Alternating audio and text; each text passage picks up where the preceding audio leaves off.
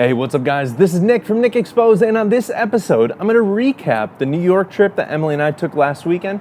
I got a lot of questions coming in about what I took out there, what I shot while I was out there, how I was able to shoot as much film as I did, and all the different things. Got a bunch of questions that came in, and I kind of want to answer a few of the more common ones here on this video. And then also just kind of share some of my thoughts of New York, and then how I'm going to approach my work that I made out there, because I'm going to be taking a little bit of a different approach moving forward with at least this body of work, and then see what that does for the rest of my work moving forward. But before I get too far into this video, I just want to give a huge shout out and a thank you to Jacob and Anna Murphy. They're the ones who Jacob and I met on Instagram, and Jacob and Anna opened up their home to us to be able to stay in Brooklyn the entire time we were out there, and just want to say thank you to you guys. So going into the trip for New York, I initially thought that I would go out there, I'd record some videos. I fully came prepared to do some point of view videos on top of the camera. I had that whole setup. I started kind of video blogging the trip out there, but after we got off the plane, I really realized that me trying to vlog and trying to recap the whole trip was really going to get into the way of what Emily and I were actually out there to do, which was one, to spend time with each other and kind of get a break from everything for my 30th birthday, which was last Sunday. And then two, my main focus was really to go out there and just shoot as much film as I possibly could and really capture just my first time experiencing the city. So I think in not recording and in not posting on social media and everything like that, I actually I checked Instagram in the evenings, but I didn't post really any stories or anything like that. I left all that up to Emily, and she did all that very well, and was really able to approach the city, which was one, overwhelming, and two, exciting all at the same time, in a very just really approachable way of getting to walk through the city and not have anything else on my mind except for picking up the camera and shooting. So like I said, a lot of you guys reached out asking what the equipment was that I brought over there with me, and how I packed and how I traveled and everything like that. So today I brought the whole kind of setup that I went out there with, and I kind of wanted to unpack everything and show you guys what I used, what I didn't use, what I shot, what I didn't shoot, and just really kind of my approach to the whole city of New York and everything like that. So to get started, the only camera that I went out there with was the Leica M2. If you guys follow the channel or follow the Instagram, you know that that's my main camera, that's my main setup, and I really don't need anything else to really approach the city with. So traveling out there, I brought my my big bag as a carry-on for the airplane, but I knew that I wasn't going to be working out of this bag. I didn't want to bring like a satchel bag or, you know, an over-the-shoulder bag out through the city with me. So I actually went the fanny pack route, and picked up this fanny pack from I think Walmart, and it was absolutely amazing traveling around the city with a fanny pack. I know that I looked super touristy, I looked super like dadish and dorky and everything like that, but this is one of the most handy tools and handy bags to have.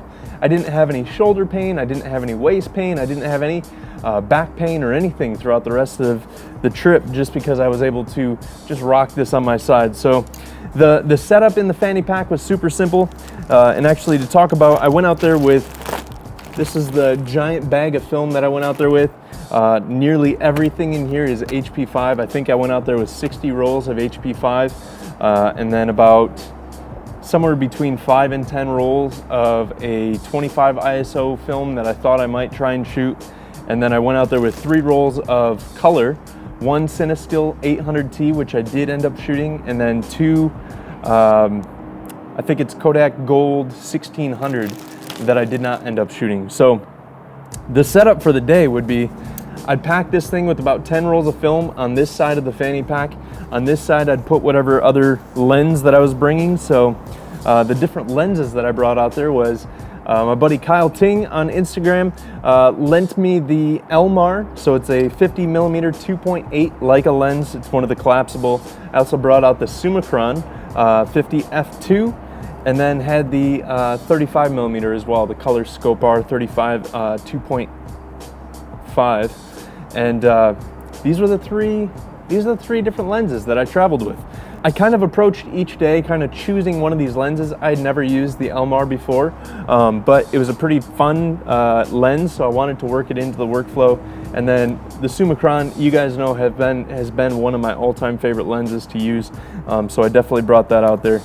But this would be packed away in one side of the fanny pack.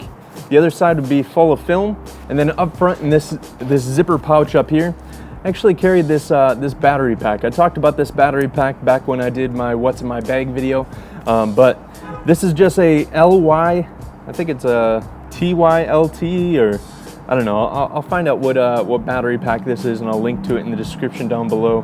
But this is fantastic. You can do, I think, 3 full charges on your iPhone or whatever, you know, mobile device that you're using. And I just had this whole setup right in the front because we were using our GPS quite a bit to get through the city, trying to navigate and everything like that. So I constantly had this in the front pocket, and I was able to just kind of zip it up. And it was actually, it's nice because with this being over by my waist, I could actually just pull this cable out and have it linked into my phone while it's in my pocket, or I could put the phone up in that front pouch and just have it recharging right there as we're moving through the city. And then it has this nice back zipper here where I would keep our train pass and everything like that, and that was essentially it. It was super simple setup. I bring 2 lenses out with me for the day and would just work through the film. I was able to like open up the fanny pack, reach in, feel whatever film had the leaders sticking out, was able to pull that out and put that in, and everything like that. So it worked out extremely well. I would highly suggest, even though you might look like a super, like, I don't know, touristy dad, it's just such a handy tool to have, and it worked out perfect. So a couple of the things that happened. So I was going through, and like I said at the beginning, I was kind of switching back and forth between the 250s. I would put the Elmar on for one day, then the Summicron on for the next day.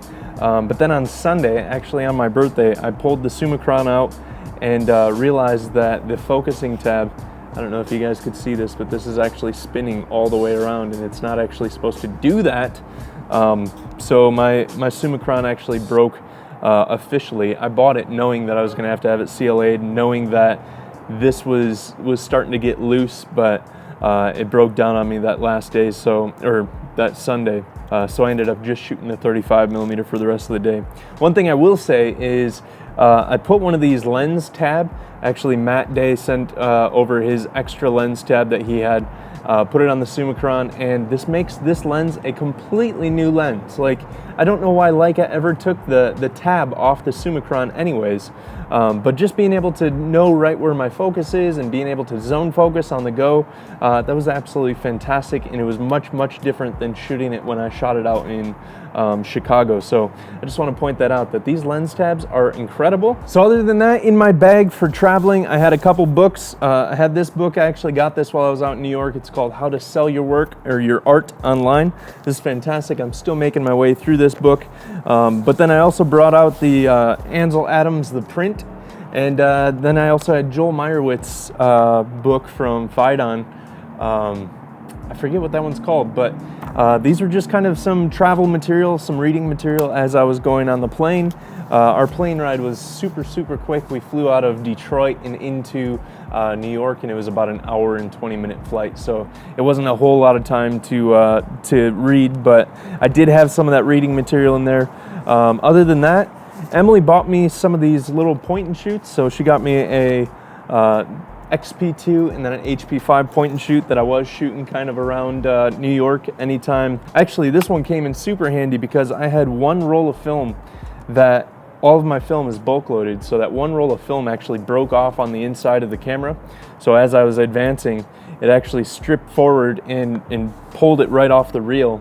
So I wasn't able to use the camera until I got that film out, and I didn't want to destroy it by opening it up in the daylight. So this actually came in super handy as like a little backup camera, and I still got quite a few more shots to go on this, but it was kind of fun to just kind of get super creative with it and just kind of point it and shoot it, and I don't know, it was fun. I haven't shot one of these little disposable cameras in years, so to have one with HP5, and I'll probably pull it out, I'll probably even push the HP5 because some of the situations that I was shooting in was relatively dark, but I'll probably push that. And then to kind of give you an idea of what I did when the film broke off in the camera, I actually went into a Chase bank. They allowed us to use their bathroom, and luckily it was a bathroom that was a single stall. I was able to lock the door, close, or turn the light off, and there was a little bit of light coming in. I'm pretty positive. I turned away from the crack of light on the floor from the door, but I'm pretty positive it was dark enough to be able to pull the film out, and I just wound it up and put it in one of these black canisters that I had in my bag with me. So things happen while you're out traveling, and you just kind of got to roll with it and just kind of roll with the punches. So to give you guys an idea, I've shared this on Instagram already, but I shot 32 rolls of HP5 while I was out there, so 4 days of nothing but shooting. We literally would get up in the morning, take off, get on the transit, get into town, and walk the entire day. We stopped at a bunch of art galleries. We didn't do any of the touristy stuff, so we didn't go and see like Empire State Building or the Flatiron Building or anything like that. We just essentially went from art museum to art museum to art museum, and then I shot as much film on the way from each, or to each. I averaged about 7 or 8 rolls a day. I did a lot of experimenting in the evening. So the first night that we got out there, Friday night, was actually kind of rainy. So I actually shot probably 2 or 3 rolls during the rain, just kind of pushing the shutter and dragging the shutter a little bit, trying to get some motion blur and get some interesting stuff in there. The rest of the days, I also, it turned out to where like the evening was where I was doing a lot of my shooting and where I was running through quite a few rolls because it was all experimental. So I would say there's probably a good 20 to 25 rolls that I shot during the day on each of the 4 days, and then the rest was all shot in the evening, just really kind of pushing some of the limits and just kind of experimenting and allowing some failure and just kind of going out there and having fun with it all. So I mentioned that I did shoot a roll of 800T, that's their 800 tungsten film from Cinestill. So this is a Kodak's Vision 3 movie film. I shot that in Times Square one evening.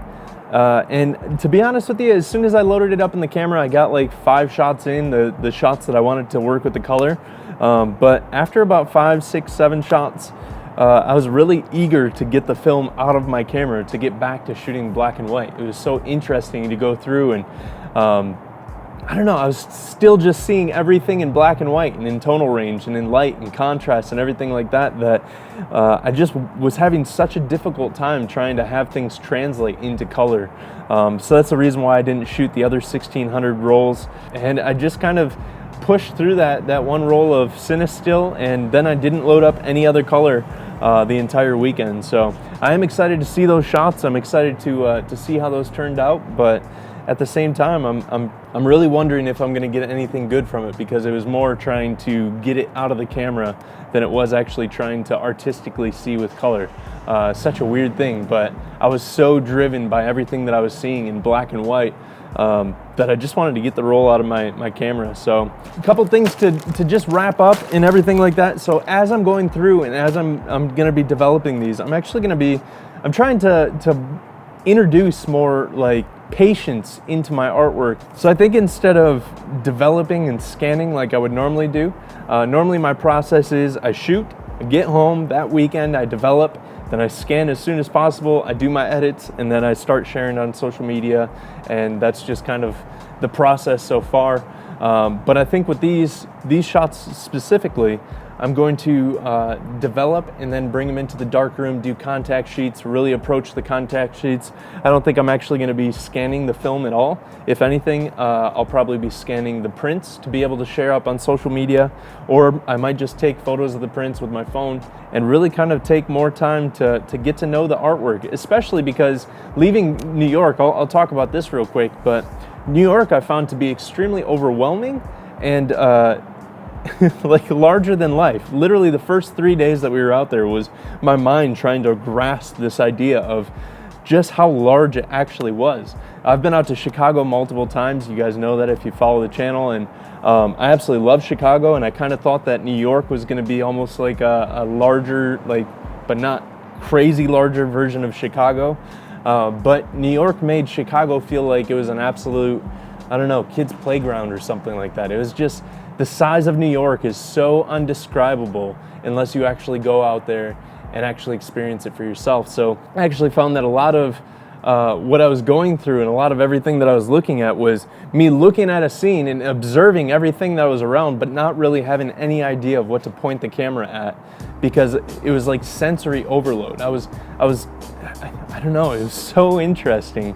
And I actually kind of left New York kind of frustrated in a good way, like, to where it was like, you know, I'm gonna have a video coming out soon talking about just this idea of, and I've talked about it a little bit on the live streams that we've done on Instagram, but this idea of having a conversation and having my artwork be like a conversation, and really trying to get my art past this idea of like a surface level conversation and get it into more of an intimate conversation with what I'm shooting.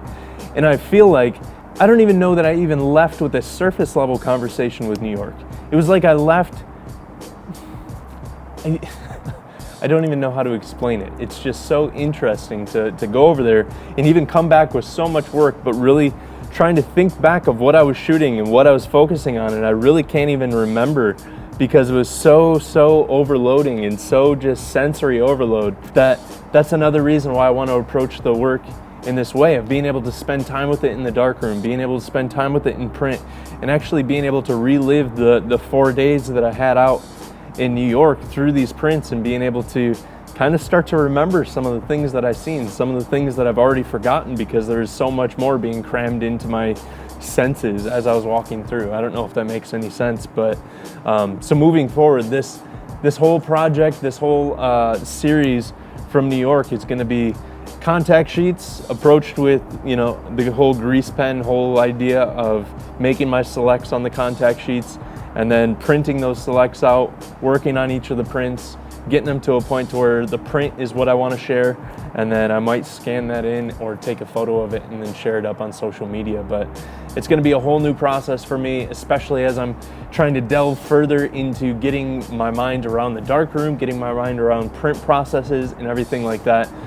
So it's really just one of those creative challenges that I'm introducing into my work to really kind of help me take that next step with my photography. So that's going to be the process moving forward, and I'm looking forward to, I might actually start developing some of this this weekend, but really it's going to be a slower approach. I'm probably going to develop 2 or 3 rolls at a time, and then print and go through those 2 or 3 rolls, spend the amount of time that each of those deserve, and then go into the next set of rolls and the next set, and kind of have it a long and drawn out process. I don't know, I hope this helps. Oh, by the way, like, moving through the airport for like hand checking, I was so nervous that it was going to be difficult hand checking this, but it was so simple.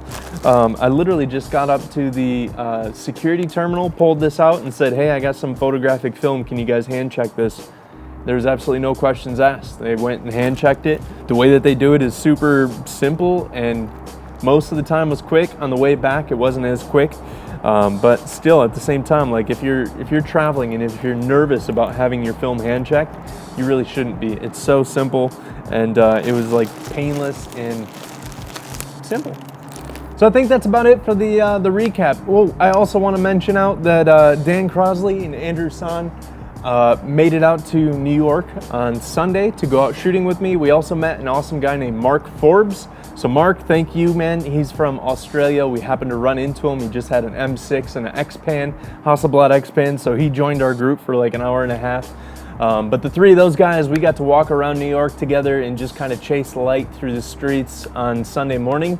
And then again, a huge thank you to Jacob and Anna Murphy for letting Emily and I stay at your place. We really appreciate you guys, and hope you guys had a fantastic trip out in India. If you have any questions about any of the upcoming process that I'm going to take with the film and the work that I shot out there, or any of the gear or traveling or anything like that, feel free to post those in the questions down or the comments down below, or shoot those over to me on Instagram, and I'd love to answer those for you guys. But thank you guys for tuning in on this. I look forward to getting back into the swing of things on making videos. It's been so busy over the last couple of weeks, and I've been missing the idea of making these videos and getting them out to you guys and really just interacting with you guys in this way. So I look forward to clearing the schedule up over the next couple of weeks to be able to start going back into a couple videos a week and really start bringing you guys some awesome content. So thank you guys. I appreciate you guys. If you're new to the channel, go check out some of the other videos. Or if you're old to the channel, I think now's the time. I have like almost 50 videos up. This might even be the 50th one.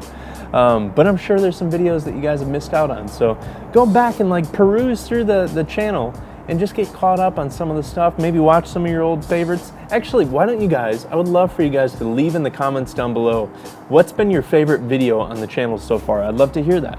That'll help me kind of in moving forward. It'll kind of give me some good feedback and critique on some of the stuff. So I'd love to hear that from you guys. Like and subscribe down below. Go ahead and share this video or any of the other videos with your friends, and I will see you guys on the next episode. Until then, shoot more film, shoot like 32 rolls in New York or something like that, and I'll see you then. Peace.